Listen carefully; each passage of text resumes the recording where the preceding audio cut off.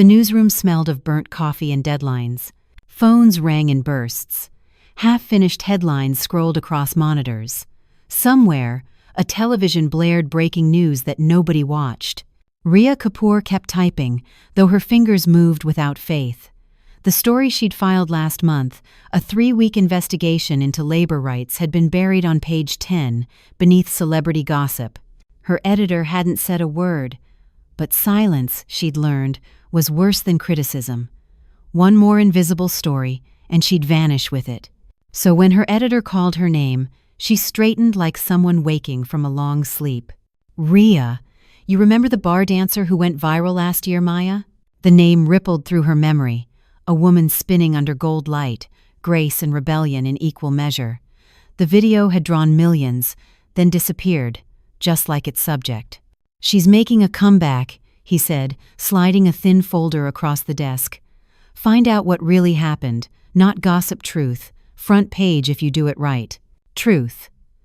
The word still meant something to her, even after 10 years of deadlines and compromises. She took the folder. When do I start? That night, rain licked the streets outside Nightfall Bar.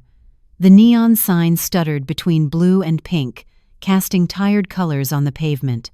Inside, the air tasted of perfume, cigarette smoke, and 100 unspoken dreams. Rhea found a seat at the back. The crowd murmured with restless energy, waiting. Then the music shifted. A subtle hush fell over the room, as if everyone had exhaled at once. Maya stepped into the light. The years had not dimmed her beauty, they had deepened it, carved strength where innocence once lived. Her dance was slower now, deliberate, almost mournful. Every motion carried the echo of something lost. When her eyes brushed past Rhea's, a strange recognition flickered like 2 mirrors catching the same light. Backstage smelled of roses and rusted metal.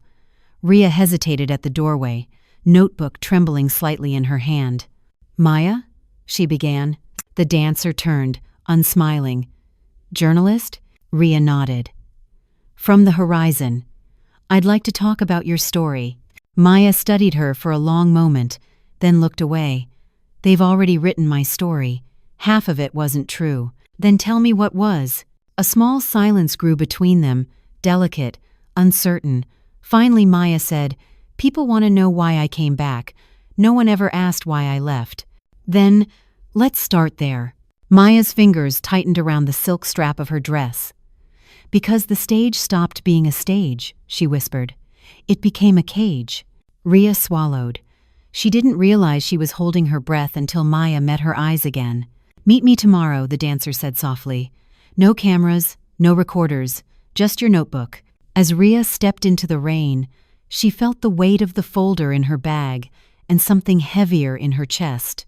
She didn't know it yet, but the truth she was chasing wasn't Maya's alone. The next morning unfolded gray and heavy, as if the city itself was reluctant to wake. Rhea sat by the cafe window across from Nightfall Bar, stirring her coffee long after the sugar had dissolved. The steam fogged the glass, blurring her reflection, one tired journalist, chasing a story that already felt too personal. She glanced at her watch. Maya was late. When the dancer finally appeared, she didn't look like the woman from the stage. Gone were the sequins and eyeliner, replaced by an oversized shawl and dark glasses that couldn't quite hide the exhaustion beneath them. Rhea stood as she entered. Thank you for coming, Maya nodded, sliding into the chair opposite. You said no cameras, she murmured. I'm trusting that. You have my word, Rhea said, closing her phone and pushing it aside. This isn't a tabloid piece. I want the truth. Maya gave a small, ironic smile. Truth is expensive. Most people can't afford it. For a moment, neither spoke. Outside, traffic hummed like background static. Rhea finally leaned forward. Let's start at the beginning. How did you become Maya? The dancer exhaled softly, like someone opening a box of old memories. My name wasn't always Maya. It was Mira Singh from Lucknow. My father ran a small printing shop. My mother taught dance at the local school. When she died, I stopped dancing. But life, it has a way of pulling you back into what you run from. Her voice had a rhythm, a strange grace that made Ria forget to take notes. I came to Mumbai at 18, thinking I'd join a dance troupe. Instead, I ended up at a bar. The first night I performed, I cried afterward. I thought I'd ruined everything my mother taught me, but then I saw the crowd, their faces, their loneliness. I realized I wasn't selling dance. I was selling distraction. Ria's pen trembled slightly as she wrote. "And you rose fast," Ria said. "The viral video, the fame, how did that happen?" "It wasn't fame," Maya said quietly. "It was exposure. Someone filmed me without permission. The clip spread like wildfire. For a week, I was the city's favorite controversy." She laughed bitterly. "Men wanted to meet me, brands wanted to use me, and the bar owner, he wanted to own me." Ria looked up. "You mean exploit you?" Maya didn't answer immediately. She took off her sunglasses, and the bruise beneath her left eye said what words could not. "I was young," Maya said finally, "and stupid. I thought if I danced better, smiled harder, they'd respect me. But the more is shown, the darker it got behind the scenes." The cafe noise seemed to fade around them. Ria's throat tightened. "Why didn't you leave?" "Because I believed in redemption," Maya whispered. "I thought if I stayed long enough, I could change what people saw when they looked at me. But betrayal doesn't come from strangers, it comes from those who promise to protect you." Ria frowned. "Who betrayed you?" Maya hesitated, her gaze turning distant. "Armin, the man who discovered me. He was the bar's talent manager and my lover." Ria's pen froze mid-sentence. "He said he'd help me build a career. I believed him. For 2 years, we planned my own dance academy, talked about leaving this life behind. Then one night, I found out he'd been taking money in my name. Endorsements, performance fees, everything. He used me to rise, and when he did, he disappeared." Her voice broke on the last word. Ria sat still, not as a journalist, but as a witness. "That's when you left?" Maya nodded. "I didn't just leave. I vanished, checked into a rehab center under another name. Not for drugs, for silence, for peace. I wanted to forget my body, my face, my fame." The image lingered Maya, once the queen of the stage, hiding in a white-walled facility, erasing herself from her own story. After a long silence, Maya said softly, "The comeback wasn't planned. It was survival. I realized I couldn't heal by erasing myself, so I came back to reclaim what was stolen." Ria felt something shift inside her, a resonance she couldn't explain. "And how does it feel to dance again?" Maya looked out the window, watching the city blur by. "It feels like forgiveness, but not theirs, mine." That night, Ria couldn't sleep. She listened to the rain tapping on her apartment window, the city's heartbeat muffled beneath it. She reread her notes, but they didn't feel like a story. They felt like a confession. For the first time in years, she questioned her own motives. Was she documenting Maya's truth, or hiding from her own? Her last relationship had ended much like Maya's, trust broken, ambition weaponized. The parallels were uncomfortable. She wondered if that was why she couldn't stop thinking about the dancer's words. The stage became a cage. Bedam, she'd made a decision.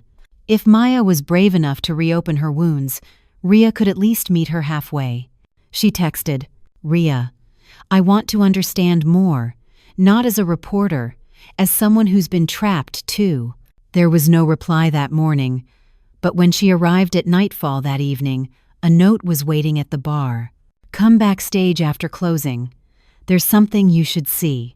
When the last song ended and the lights dimmed to gold, Ria stepped behind the curtain.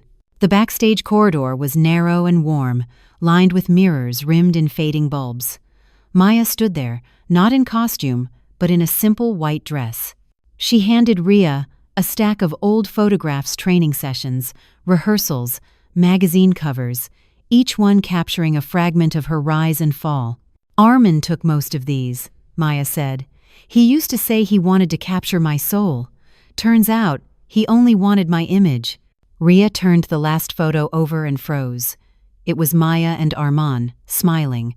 But behind them, Reflected faintly in a mirror was another face, a man watching them. Maya followed her gaze. "That's the owner of Nightfall," she said. "He's the reason Armin disappeared." The words hung heavy in the air. Ria's instincts sharpened. This wasn't just a story about heartbreak anymore. It was about power, control, and secrets buried under neon light. She closed her notebook slowly. "Maya," she said, "are you ready to tell the whole truth?" Maya looked at her, eyes steady, voice soft. "Only if you are." The photo wouldn't leave Ria's mind. Long after she returned home, she kept staring at the reflection in the mirror behind Maya and Armin, that half-blurred face watching them, the bar owner. He had no name in her notes yet, only a presence, someone who pulled the strings from the shadows. She knew the type, the men who never showed up in headlines but decided who did. She leaned back, the city humming outside her window. This isn't just a profile piece anymore, she thought. It's an investigation. The next day, she called an old friend from her journalism days, Imran, a tech reporter who had once helped her trace a corruption trail through encrypted emails. "I need a favor," she said. "You always do," he laughed. "What's the story this time?" "Nightfall Bar, the owner. I need a name, a background, anything." A pause crackled over the line. "Ria, Nightfall's off limits. People have tried to dig into their books before. One of them ended up leaving the city." She took a breath. "Then find me what you can, quietly." Imran sighed but agreed. "Give me 48 hours. That evening, Ria met Maya again in the quiet of the dressing room. The space looked different now. The mirrors seemed more haunted, the air thick with unsaid things. "You look like you didn't sleep," Maya said softly. "I didn't." Maya smiled faintly. "That's how stories start, and how they consume you." Ria hesitated. "You mentioned the owner yesterday. What did you mean he's the reason Armin disappeared?" Maya's hands tightened around her shawl. "His name is Rajiv Malhotra. He runs half the nightlife in this city. Bars, lounges, even some so-called dance academies. Armin started working closely with him after my video went viral. I thought it was for exposure, but later I realized he was being used. Rajiv wanted control over every performer who could draw a crowd." Ria's heart quickened. "Control? As in contracts? Or something darker?" "Both." Maya's voice dropped. "Money laundering, illegal trafficking. The bar was a front. Armin knew too much. When he tried to pull me out, Rajiv made sure he vanished." Silence fell, heavy and absolute. "Did you go to the police?" Ria asked finally. Maya laughed, a sound so hollow it made Ria's stomach twist. "Police? Rajiv sponsors their annual gala. I tried once, anonymously. The complaint disappeared the next day." Ria pressed her pen against her notebook, though her hand was trembling. "You're saying there's proof?" "There was," Maya whispered. "But Armin kept it. Files, recordings, he said he'd protect me. After he disappeared, so did everything else." The following night, Ria returned to Nightfall, not as a journalist but as an observer. She wanted to see Rajiv Malhotra for herself. He arrived late, tall, impeccably dressed, surrounded by men who moved like bodyguards.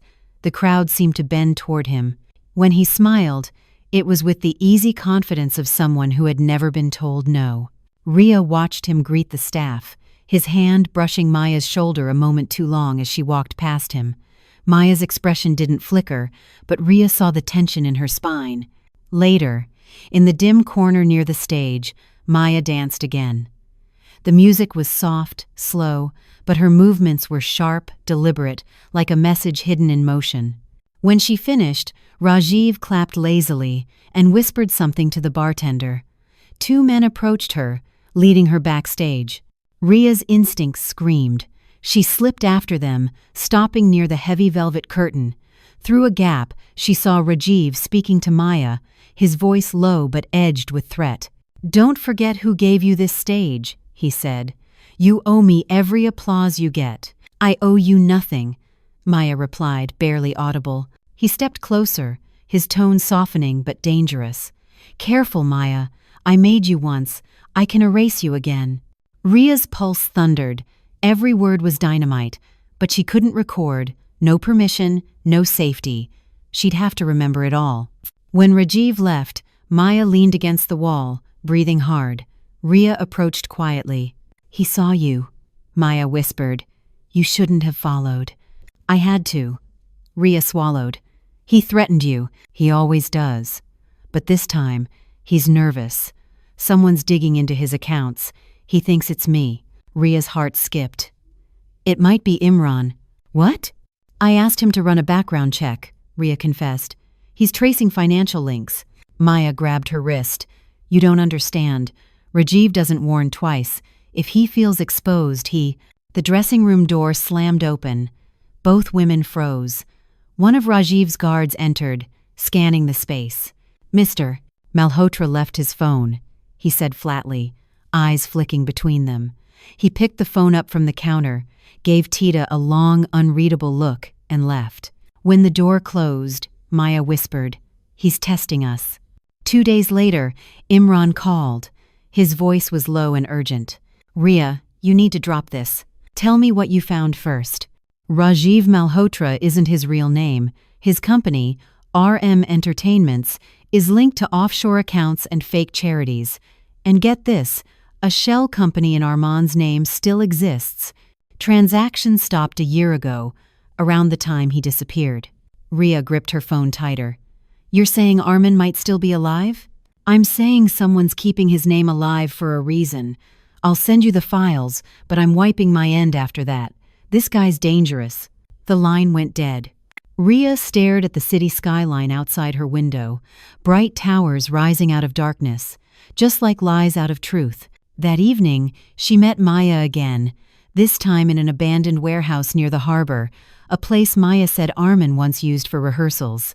Dust and echoes filled the air. Maya held a flashlight, the beam dancing across rusted equipment. "He used to say this was where dreams were born," she said softly. "Now it feels like a grave." Ria opened her laptop, showing her the documents Imran had sent, names, transfers, and shell accounts. Maya's face went pale. "That's his signature," she whispered. "It's Arman's. But these transactions, they're recent." "Which means he might not be dead," Ria said. "Or someone's pretending he's alive to keep the accounts open." Maya stepped back, trembling. "If Rajiv finds out we have this—" "He won't," Ria interrupted. "Not if we move fast. I can take this to the press board. They'll protect us." Maya shook her head. "You don't understand. People at the top protect him. You'll lose your job. Worse, your life." Ria hesitated. The weight of truth pressed against her like a physical thing. "Then we publish anonymously," she said finally. "Let the truth speak without a name." Maya stared at her, eyes wide. "You'd risk everything for this?" Ria smiled sadly. "You said once the stage became your cage. Maybe this is how we both break ours." As they left the warehouse, a shadow moved in the alley behind them. Neither of them noticed. The following morning, the city woke bright and ordinary. But to Ria, the sunlight looked false, as if the world had forgotten that danger had followed her home. When she stepped outside, she noticed a black sedan parked across the street. The driver's face was hidden behind tinted glass. It didn't move when she hailed a cab, but the knowledge that it was there sat in her chest like a stone. At the Horizon office, her editor called her in.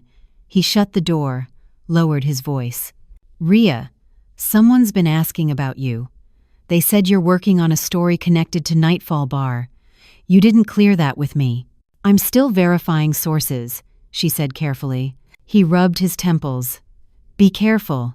These people don't like sunlight, and I can't protect you if this goes sideways." She nodded, but inside, she was already committed. There was no safe way back. That night, she met Maya again, this time in a narrow apartment near the docks. The curtains were drawn, and the only light came from a single bulb swinging overhead. Maya's hands trembled as she handed Ria a flash drive. "Everything I could find," she whispered. "Old payment slips, messages from Arman. He'd hidden them in one of my costumes. I never noticed until last night." Ria plugged it into her laptop, folders opened. Invoices, performances, recordings. Then one marked voice. She clicked. Arman. Rajiv, you can't keep using the bar for this. They'll find out. Rajiv. They won't find anything. You think the police care? You keep Maya dancing. Keep the crowds happy. That's your job. Arman. She's not property. Rajiv. Everyone's property when the price is right. The recording ended with the slam of a door and a short, sharp sound, like someone being struck. Maya covered her mouth. That was the night he disappeared, she said. I recognized the song playing in the background. I was on stage. Ria felt the room spin. The evidence was enough to burn everything down, but it was also enough to paint a target on their backs. By midnight, they had copied the files to multiple drives. Ria sent one to Imran through a secure channel. He called almost instantly. Ria, this is dynamite. You can't just drop it online. You'll need blower protection. I'm not waiting for bureaucracy, she said. The story goes to print tomorrow. Then listen to me. If anything happens, go dark. Don't use your phone. Don't go home. Understood. When she hung up, Maya was staring out the window. He'll know, she said softly. Rajiv will feel it before the papers even print. Then we stay ahead, Ria replied. But they didn't. At 3 a.m., a brick crashed through the apartment window. It landed in the center of the floor, wrapped in paper. One line was scrawled across it in red ink. Stop digging. Some stories end badly. Maya's knees gave way. Ria pulled her up, heart hammering. They left through the back door, into the wet alleys behind the docks. Rain turned the streets into mirrors. Every shadow looked alive. They reached a small guest house near the old harbor, a place Ria had once used while covering port strikes. It smelled of salt and mildew but felt invisible.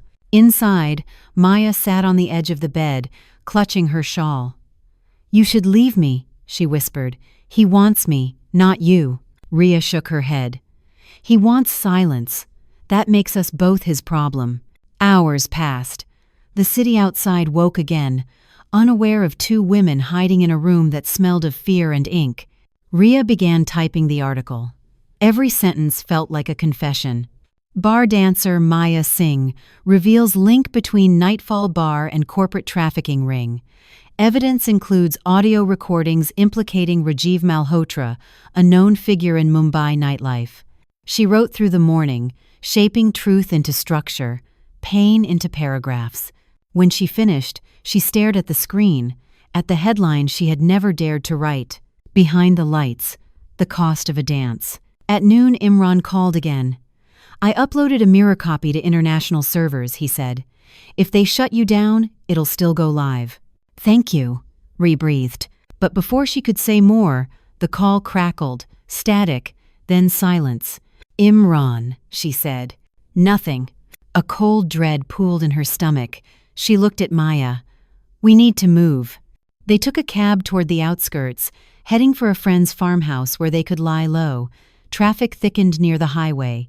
In the rearview mirror, Ria saw the same black sedan from that morning. Maya, she whispered, don't look back. But it was too late. The car behind them accelerated. Drive faster, she told the cabbie. The driver, startled but obedient, swerved through lanes. Horns blared. The sedan stayed close, headlights glaring like white fire. A second later, it pulled alongside them. The window rolled down. A camera flash, not a gun, blinded Ria. Then the sedan slowed and turned away. What was that? Maya gasped. Ria didn't answer. Her phone buzzed with a new message from an unknown number. You're brave, Miss Kapoor. Let's see if it's worth it. They reached the farmhouse at dusk, a low building surrounded by fields and silence. Inside, Ria locked every door. Maya sat by the window, watching fireflies blink against the gathering dark. I used to think the stage was everything, she said quietly. Now I'd give anything to dance just once without fear. You will, Ria said, when this is over. Do you really believe that? Ria hesitated. I have to. By morning, the Horizon's website had gone down. Servers overloaded, editors unreachable. Then the first news alerts appeared on smaller outlets. Investigative journalist missing after exposing nightlife corruption. Rhea stared at the screen in disbelief. "They're saying I'm gone." Maya looked at her. "Then maybe we use that. If they think you're missing, you can move unseen." It was desperate, but it was a plan. That night, under the soft hum of insects, Rhea wrote one more message and scheduled it for automatic release. "If anything happens to me or Maya Singh, the full recordings will go public. Truth doesn't die in darkness." She hit send. Timer. 24 hours. Then she closed her laptop and finally exhaled. Outside, dawn was beginning to bleed across the sky. Morning arrived without peace. Rhea awoke to the sound of Maya's phone vibrating against the wooden table. It was a notification, hundreds of them, all pinging at once. Rhea blinked at the screen. Her timed post had gone live. Every major outlet, from independent blogs to international channels, was echoing the same headline. Bar dancer's story exposes corporate corruption, hidden ties between nightlife and human trafficking. Maya covered her mouth, eyes wet. "You did it." "No," Rhea whispered, voice trembling with exhaustion. "We did it." The farmhouse filled with the digital hum of rebirth, pings, calls, breaking news banners, hashtags rising like wildfire. But with visibility came danger. The black sedan wasn't outside anymore. That was somehow worse. By afternoon, journalists from other networks started calling. Rhea's editor finally reached her through a scrambled connection. "Rhea, thank God, you've started something huge. Rajiv's been detained for questioning. The audio's verified. It's everywhere. And Armin? They found remains near the old pier. DNA match. Maya was right." The silence that followed was both victory and grief. Maya sank into a chair, tears sliding down her cheeks. "He was the only one who tried to protect me," she said softly. "Now the world will only remember how he died, not why." Rhea touched her hand. "Then tell them. The story isn't over." 2 days later, a press conference was held, not by politicians, not by corporations, but by survivors. Maya stood before a wall of cameras, her hair tied back, a faint scar visible along her jaw, one she'd hidden for years with makeup and glitter. The lights were blinding, but she didn't flinch this time. "My name is Maya Singh," she began. "For years I danced for applause that wasn't real. I thought survival meant silence, but silence protects no one."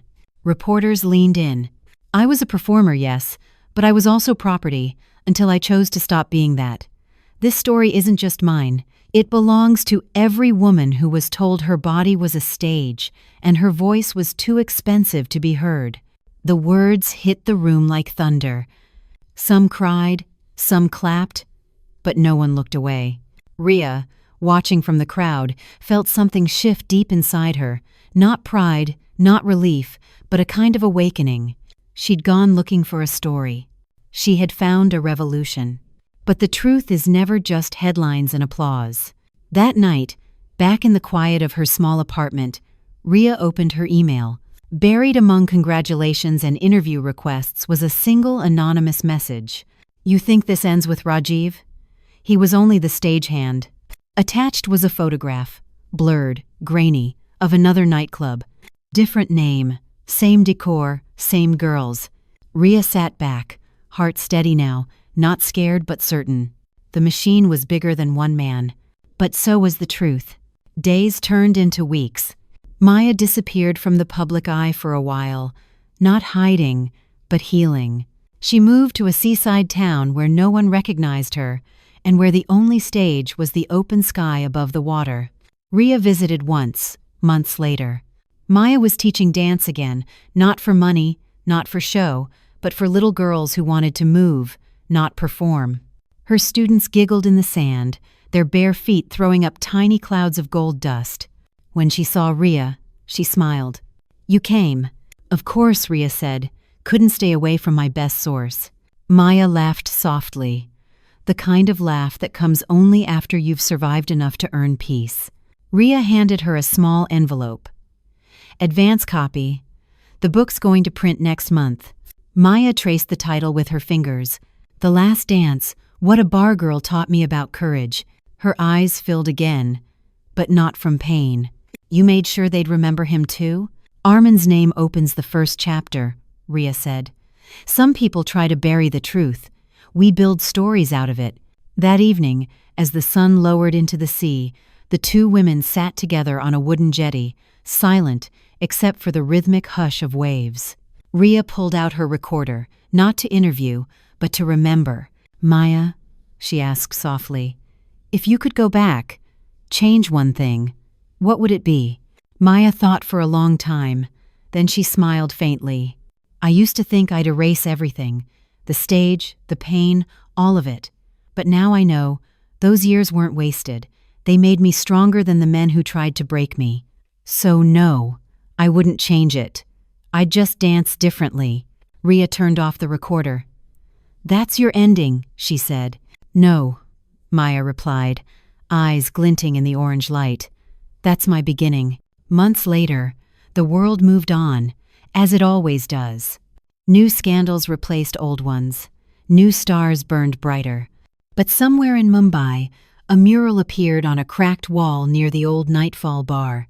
It showed a woman dancing barefoot under a full moon, her arms outstretched toward the sky. Beneath it, someone had written, "Not every story is told for applause.